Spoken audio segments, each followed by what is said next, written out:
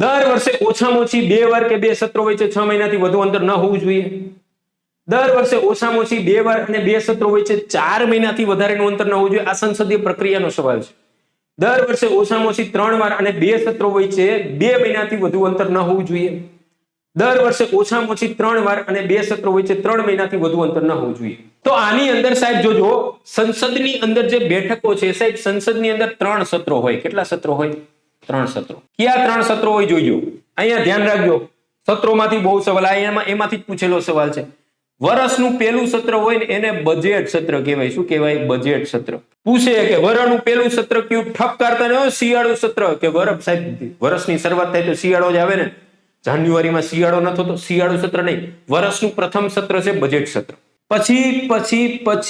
પછી મારા ભાઈઓ બહેનો, બીજા નંબરનું જે સત્ર આવે છે એ છે ચોમાસુ સત્ર. જોજો, ઉનાળુ સત્ર કોઈ હોતું નથી. ઉનાળામાં હંમેશા વેકેશન હોય છે.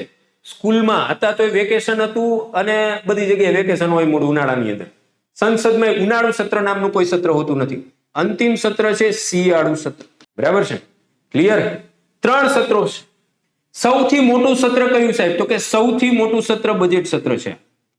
સૌથી નાનું સત્ર કયું? તો કે શિયાળુ સત્ર છે ને સૌથી નાનું છે. હવે નિયમ કર્યો છે આપણા બંધારણની અંદર કે 2 સત્ર તમે આ એક સત્ર પૂરું કરો. જેમ આપણે કોલેજની અંદર હતા મારા ભાઈઓ બહેનો, તો કોલેજની અંદર એક સેમેસ્ટર પૂરું થાય ને બીજું ચાલુ થાય તો વેકેશન આવે કે નહીં? છેલ્લા દિવસે સાહેબ કેવા આવે કે આવજો, એટલે 15 તારીખે નવું સેમેસ્ટર ચાલુ. એ કે હવે રાણા લીધે આવતા પરીક્ષા કેથી બોલો આવતા સેમેસ્ટરની, ત્યારે જ આવશું ડાયરેક્ટ. તો સંસદની અંદર આવું હોય સાહેબ, એક સેમેસ્ટર પતે, એક સત્ર પતે અને બીજું સત્ર ચાલુ થાય, એની વચ્ચે મેક્સ ટુ મેક્સ 6 મહિનાનું વેકેશન લઈ શકાય. કેટલું? વધુમાં વધુ 6 મહિના. હવે તમે 6 મહિનાનું વેકેશન લઈ લ્યો તો વરમાં સત્ર ભરાય કેટલા?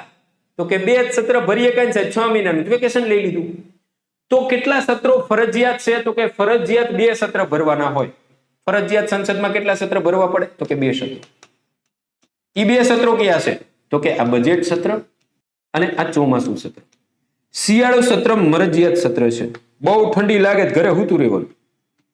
આ 2 ફરજિયાત સત્રો છે. બંને વચ્ચેનું વેકેશન 6 મહિનાથી વધવું ન જોઈએ ભાઈ.